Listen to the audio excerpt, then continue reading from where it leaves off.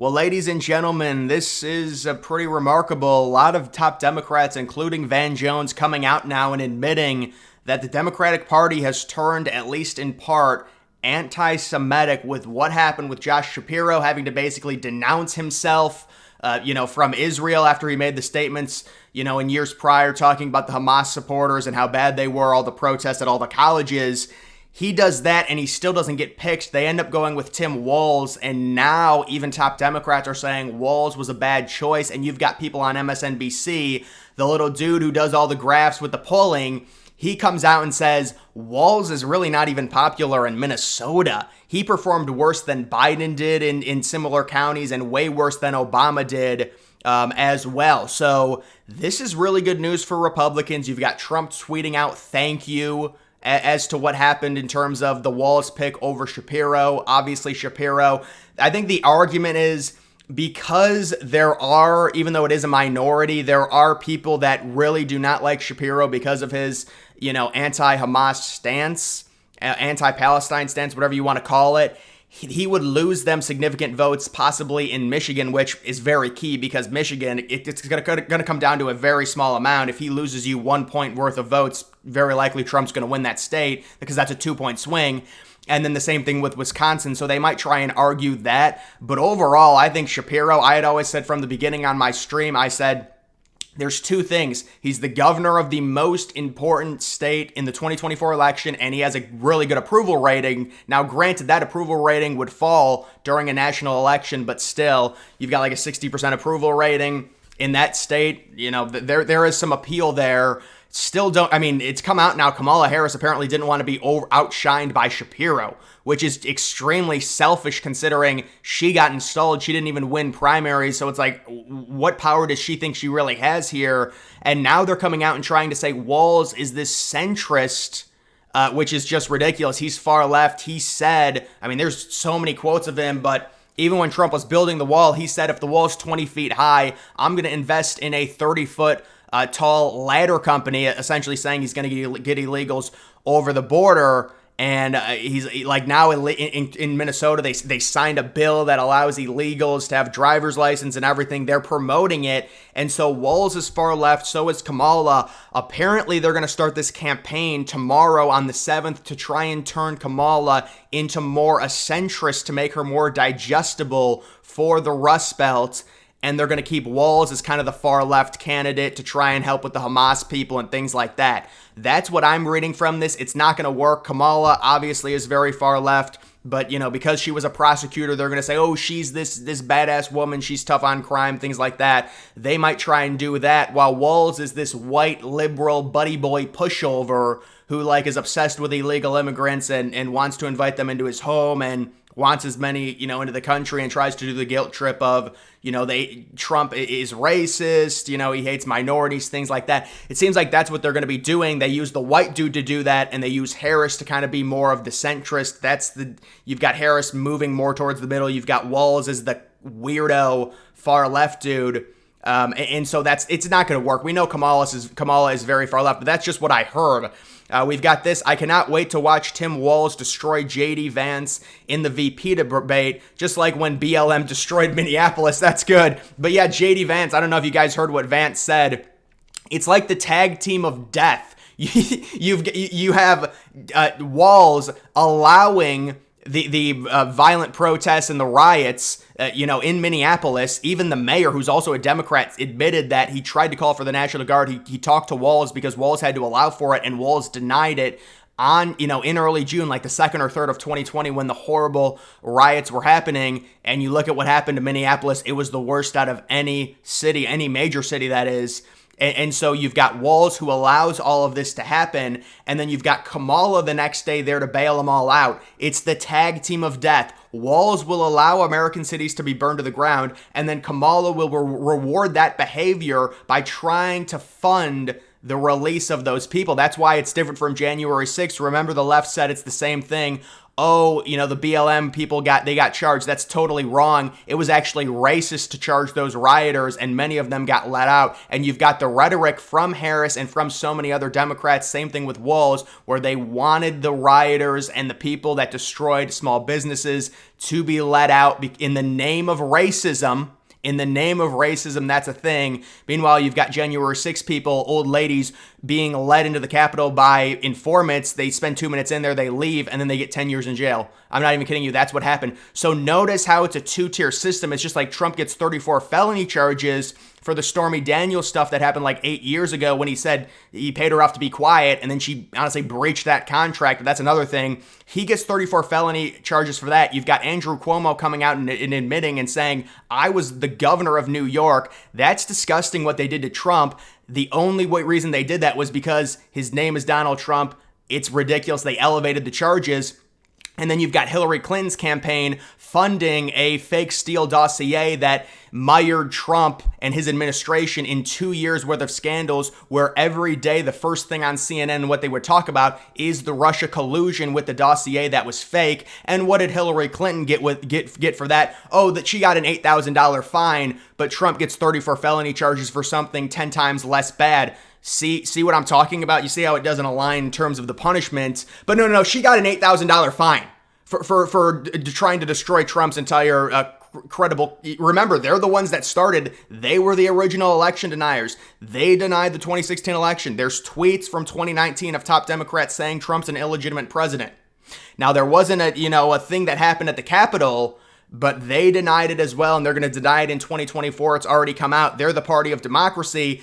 But their top representatives are saying that Trump, because of the 14th Amendment, is not eligible. And if Trump wins, they're not going to allow him to take office. But they love democracy. Remember that. But yeah, Vance is going to annihilate Walz. Walz is a far left lunatic weirdo who's obsessed with illegals. So yeah, Vance will struggle. Vance literally said the tag team of death, the literal tag team of death. One of them will allow you to burn the city to the ground, because he's got white guilt. And then the other one, the next day, will bail you out of jail after you do the crimes. We've also got this, and this happened at a lot of really far left liberal cities. Tim Walz established a snitch program where basically what they would do is, you see your neighbors outside playing, you can phone that in. And the Democrats, during COVID, they would give you like binoculars in the mail. They would say, look outside. They give you like these spy glasses, see if anyone's outside. Oh, little Timmy is playing with a soccer ball, send him to jail. And like they would reward people. They gave them rewards like you get an extra booster shot. Grandma gets 2 because she needs it. They give free booster shots. They do this type of stuff. We'll give you, it's like we'll give you the spy device. Look outside, see if you can see anyone outside. It's a stay-at-home order. Call it into us. You'll get a free booster shot. Look out, see if anyone's out there. Oh, it's little Michael. He's playing basketball. Send him to jail. And so that's what they did there. That is disgusting. We've also got this. I wanted to just play this and see what this lady says is unbelievable. This is in England. 1940, and arresting you on suspicion of improper use of the electronic communications network. I'm arresting you on the improper use of the electronic communications network. Wow. England is really messed up. That's real bad. Saying offensive things on Facebook gets you arrested in England. It is crazy. How about Walz's wife coming out and saying, reflecting on the 2020 riots, quote, I could smell the burning tires. I kept the windows open as long as I could because I felt like that was such a touchstone of what was happening. She's literally smelling small businesses being burned to the ground, losing hundreds of thousands of dollars, and she keeps the windows open because she likes that. That is pure evil. That is not good. She keeps the windows open. She wants to smell the small businesses burning to the ground. And this is who they put. This is why Walz is very far left. We've also got Ben Stiller coming out and donating to Kamala Harris and saying, I wish I was black. When it comes, listen, I like Ben Stiller, the movies, Night at the Museum, I remember. But like, dude, when you talk about these Hollywood guys, if they're not far left, I would be shocked. They're basically all far left. You want to talk about a cult? My God, donating $150K saying, and then also the other thing is Ben Stiller coming out saying, I'm Jewish, I mean, dude, I don't know if you've seen recently what happened to another Jewish dude who was going to be the VP. They literally couldn't have Josh Shapiro as their VP of the party that you're voting for because he's Jewish. Is that not maybe a little bit of a red flag? But listen, it is what it is. Trump and Vance are weird, says the dude who signed a law requiring tampons to be made available to 10-year-old boys in all school. But no. Trump and Vance are weird. They're weird. This dude allows tampons to be available to 10-year-old boys. But no, Trump and Vance are the weird ones. It makes total sense. Harris, Walz, make America burn again, and then they will bail out those who did the burning. The tag team of death.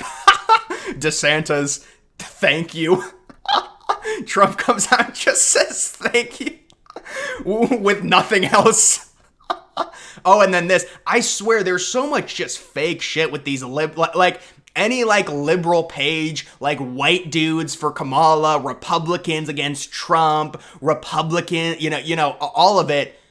It's all fake. I remember seeing this video 3 days ago and being like, oh, whatever, that's just one old rancher or whatever. No, it turns out this is totally fake. So they tried to set it up like it was just this old, down-to-earth guy who was probably, we would assume, a lifetime conservative, maybe on a ranch, on a farm in Nebraska, saying that, I'm 56 years old, I'm white, but I'm voting for Kamala Harris this time because Trump is just that big, bad racist. He's going to destroy democracy.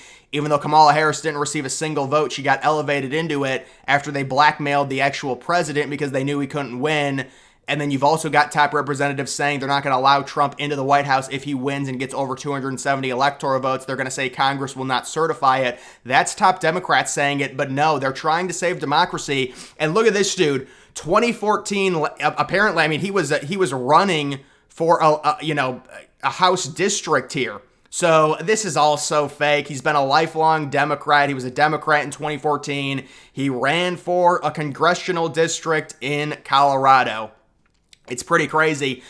Been asked by a few reporters this morning what I think of the Walz pick. I'm ecstatic. Shapiro was the obvious choice, but Kamala didn't want to enrage her anti-Israel base. She let ideology blind her from an obvious, tactically correct move. I just can't believe that Kamala has that much sway in the party. To me, I think probably what happened is it was probably split 50-50, and then maybe they let Kamala choose. I don't think this is a thing where, all of the top Democrats are saying, pick Shapiro, and then she picks Walz. I just don't see her having that type of power. I know people say, well, she makes the pick, but they installed her. They've got so much power over her. I could see a scenario where some of the Democrats might say, well, if you pick Shapiro, the optics of the DNC are going to be terrible because there's already going to be, anti-Israel people there. And on top of that, you've got Shapiro. That's going to make it even worse. But do you really make a VP selection based off of just one event? I don't think so. Maybe it was just they thought that Shapiro would hurt the other Rust Belt states like a Michigan and a Wisconsin. That could be it. But I don't think this is something to where all of them wanted someone else. I just can't understand. If you're going to go with someone like Walz, why not just pick Mark Kelly?